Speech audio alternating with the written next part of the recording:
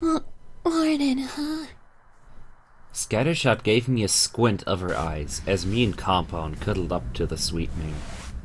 The day slowly got set in motion as it got brighter. Compound was holding Huff with me as we lay there closely, enjoying another's company quite a lot.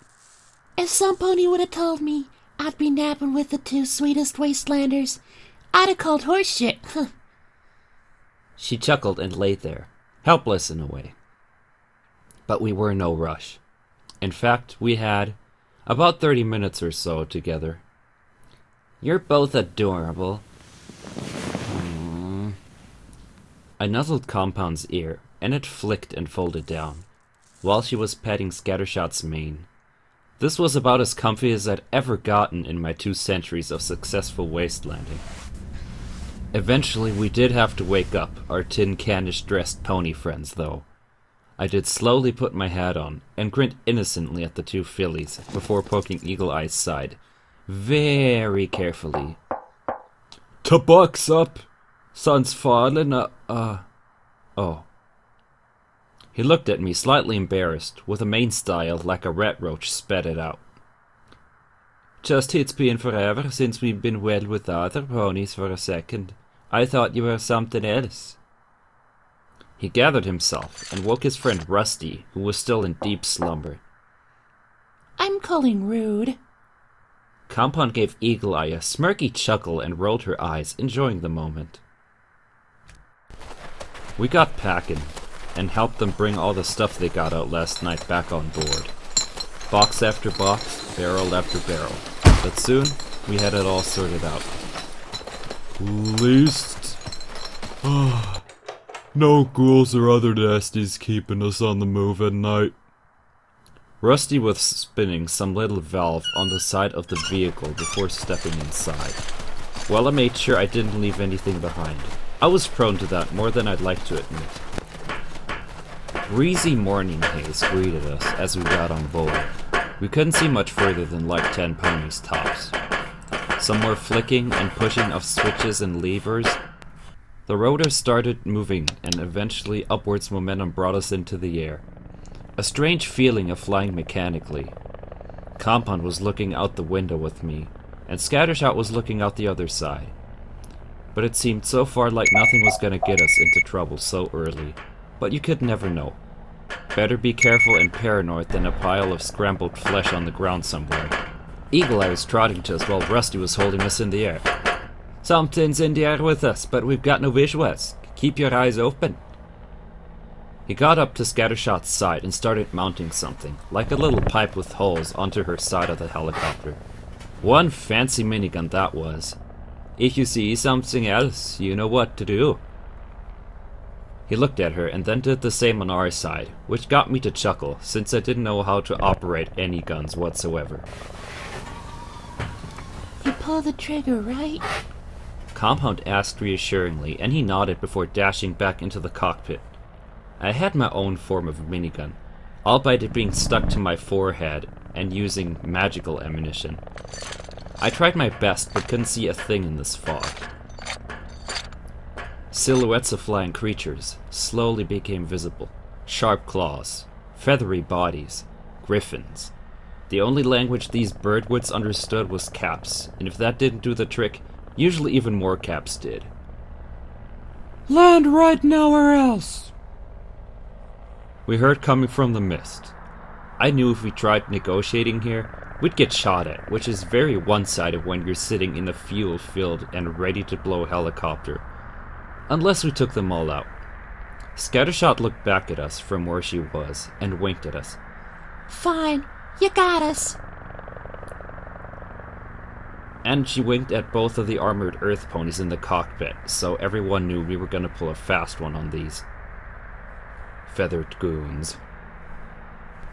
More of them came into eyesight. Well, give us everything you've got, or you're going up in flames. A second wink of Scattershot later, all hell broke loose. Blood was spilt. Bullets were shot. Scatter and I both didn't hesitate to unload all the lead that was in these pretty miniguns here. My grip was wobbly on the minigun on our door, until Compound held my hooves in place and helped me aim. and I blushed quite understandably. Even amongst all this, my feelings were the most prominent thing here. Minigun barrels were steaming and glowing a cherry red after some squeals of agony. We could probably tell that we got all of them, and even if they still magically were there, they'd be filled with bullets. Silence was almost like a blessing here, and Scattershot had a dirty and amazing grin on her face. Can't say that wasn't totally amazing. And I couldn't agree more. Even though I didn't like hurting others, fighting with something this big and menacing was a lot like my style. Hope we scared them off for now. Eagle Eye was looking at his radar screen, and the beeping was gone. What a way to spend a relaxing afternoon, huh? Compound grinned at me and had her tongue sticking out. Probably the most adorable face I've gotten to see in the past 200 or so years down here. A lot of clanky and rough battle sounds later, though, we were reminded that apparently we hadn't quite gotten outside just yet. A loud bang in the back finalized my thoughts on that this bird wasn't going to fly much longer. Gonna have to fucking land if we don't want to crash in style. Rusty was growling and got to the cockpit, while I got my trusty shield up to avoid further unpleasant surprises. Like a sailing boat with no wind, we slowly ran out of forward momentum, and despite our backside looking like cottage cheese with holes, the pilots managed a sort of soft landing. But it seemed like we were already being expected down there. Guns aimed at us as we touched down, surrounded by a group of heavily armed and armored griffins. Horse apples! With my shield being the way it is, it may last a dozen second tops with so many creatures. And I wasn't sure if I could protect all 5 ponies down there. Getting out of this in one piece was gonna need a different kind of power. The trail of dug-up earth behind us was quite the bad omen, but odds are never in your favor out here, unless you bribe them somehow. Well, since you've taken out some of our trustiest talons, we might as well have you join us. And no, you don't have a say. I've got bills to pay, and I need workers to make it happen. I was thinking about my choices. Rusty was looking about nervously. Compound and Scattershot both got close to me, afraid of becoming some slaves. But I had something special in mind. What kind of bills? Maybe we can help in some other way. Shut up! You killing ponies could've just let us rob you, but you had to fight back. Yeah, right. 'Cause sitting around someone ain't deserving a punch in the face, huh? Scattershot raised her voice, and I couldn't blame her. Well, sometimes you gotta spill blood to pay a bill. Welcome to the Wastelands. He got closer to the shield and glared at us. Well, I'll ruin someone's day if they think it should be mine. You can toast to that. Compound agreed, and I had an idea. What if we had some reason here, something to help them pay their bills, even if we didn't become their slaves? And we didn't know what they were paying to whom, and for what. But I wasn't going to dig into this in one go. I wanted info one bit at a time. I mean, yeah, it sucks, but why would anyone drive you to go this far? I mean, you could just go for honest work and loot stuff, which gives you pay plenty. I poked in for a guess in the dark, about their motive. Someone who's protecting us. If we pay and have riches, we got everything anyway. And you'll have the whole of Equestria's bounty hunters onto you. Not the smartest thing I've heard all day. Rusty added insult to injury. Well, you're safe down here, as it seems. What if we got whoever's on your payroll to drop the bills, and chill a little bit while he's at it? My mane was in my face, like some detective kind of hairstyle, and sometimes talking to others was like squeezing a melon, and it could go equally sour. Huh, good luck about that. But that bucker did us what you did up there, but worse. He's gonna chew you up. But if you somehow manage to do that, I'll let you slide. He pointed to Rusty, then to Compound. You two are staying here as insurance that your friends actually come back. Scattershot was furious, but kept calm. This was a legit deal, and these birds were reliable with him, especially if their own wallet was on the line. I lowered my shield. New Leaf, Compound held my hoof. I'll be waiting. I know you'll be fine. Then she looked to Scattershot. Just make sure both you hearts get back in one piece. You hear me? Compound was visibly nervous, but at the same time, calm as I ever seen her. Was this me coloring off onto her? They forced Rusty out of his armor, and slipping a magic-proof ring onto Compound's horn. So where's the rendezvous point? Eagle Eye was looking at the group of griffins as I was about to ask the same thing. A solid 15 minutes later of tracking through the wastelands, we came to a set of trailers and cabins. Inside of one, me, Scattershot, and Eagle Eye, along with one of the griffins, were to sit down at one of the tables with a map, which was a little more accurate than mine. This power plant up north takes their taxes. Bring their leader here and make him tell us we're free of their scheme. And we may even throw a bonus in if you're quick about it. Named Snake. He held out a claw, and I shook it with the best sugar-coated smile I could muster. A red mark on the map was all he gave me, and I looked at Compound. I didn't want her to worry about us, and I had something to help it. A page from my magical book. She knew that whatever she would write here would land on the counterpart book in my bag. I promise we'll be safe, but if you need some cheering up, we're only a minute's notice away. Compound nuzzled my mane, and sighed. The griffins were watching, but I didn't care. Scattershot didn't either, as she put a hoof around her back. You know what we two can do, right? We'll be back quicker than you think, girl. The trio of most unusual companions, as I creatively dubbed us, we made our way across some grassy plains, but still hilly enough for us to not see far. All we knew is that it was some sort of power plant we were looking for. The ground was dusty as heck, got sand colors all over my hooves after a few minutes, but I couldn't care less. I was gonna save Compound no matter who or what I'd have to climb over. I'd go any distance for both her and Scattershot. First time in a while I'm traveling by hoof. Eagle Eye was tilting his head in annoyance, but he probably also wanted to save his friend. Following the climb of the hill, we found ourselves peeking into a valley along with some very strange and unusual facility. This had smokestacks and everything, undoubtedly the place from the map, but getting there without being seen would require some next level magic strats, but we had to get down there, and the way I used to enter would either be me stealthying my way in, or something to confuse every pony. Today, I opted for the latter. My horn started to glow and sparkle, and the cool air around it started to cool off even further. Not firm ice, but puffy, white, and soft snow started to gather in front of my horn and mass together, forming a pea-sized snowball, which eventually grew to reach melon size, then pony size, and as my horn grew brighter, tank size. And after my horn stopped glowing, it flopped onto the ground before us, too big to move by hoof.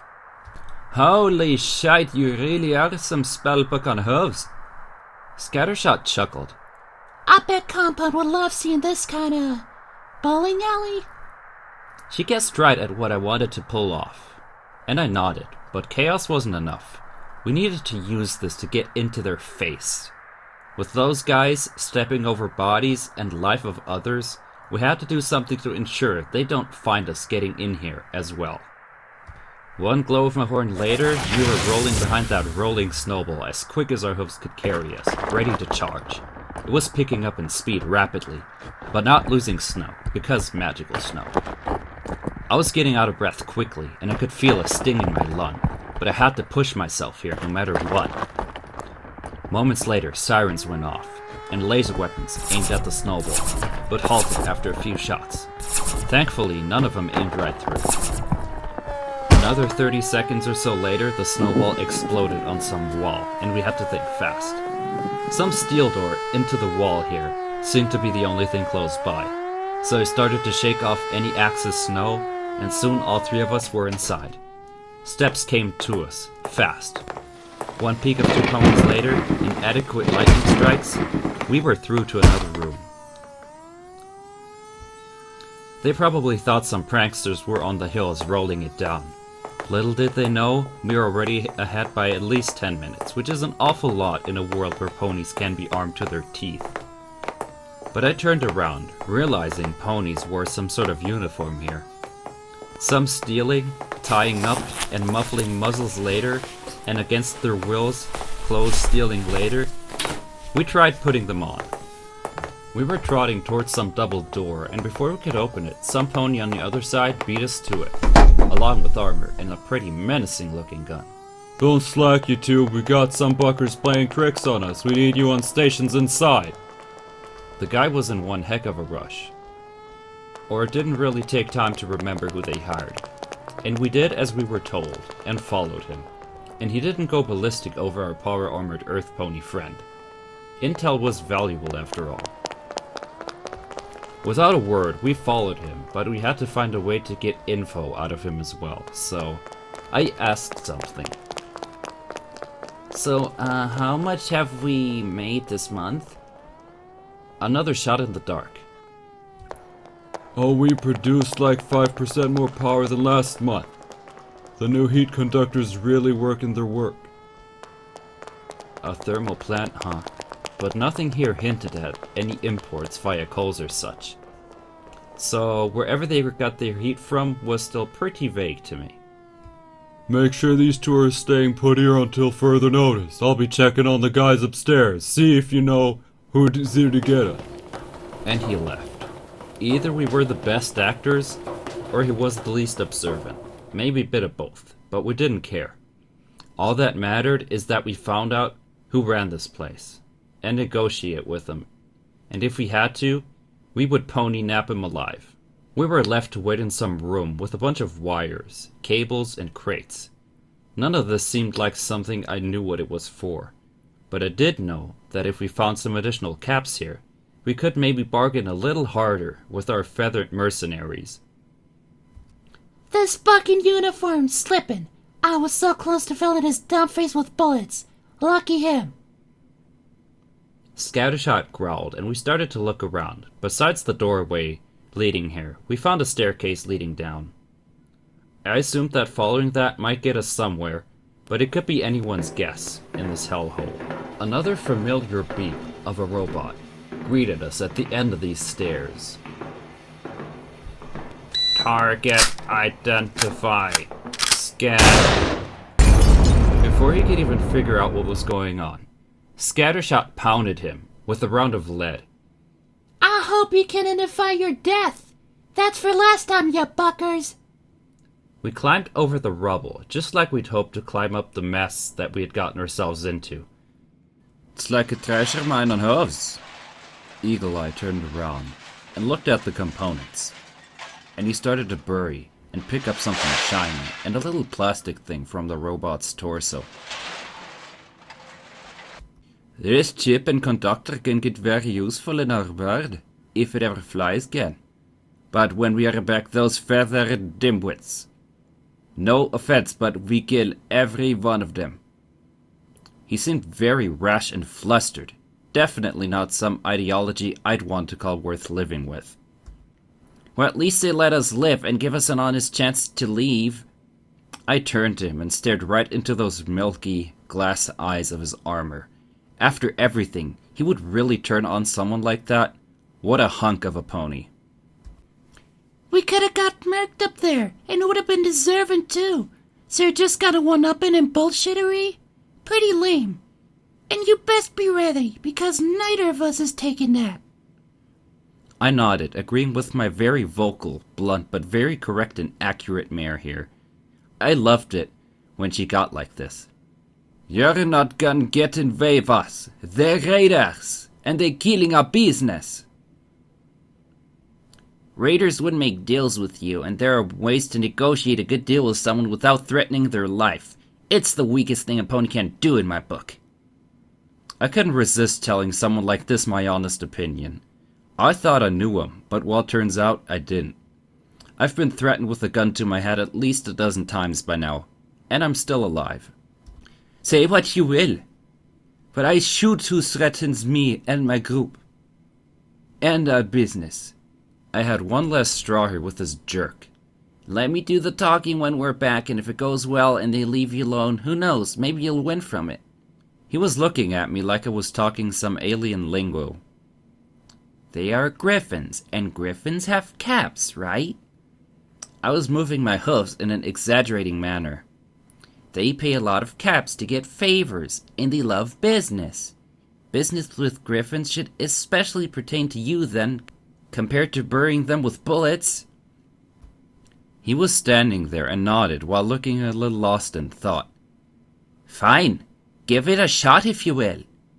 Damn, and I thought I was the trigger-happy one. I could see she was feeling bad over shooting me a while back, but a main pet later, her doubts became a sweet grin. Moments after our disagreement and conditional truce, we marched onward. Bringing Equestria back together wasn't easy, but with more creatures willing to substitute guns for words as a mean of talking, I felt we were on a good way.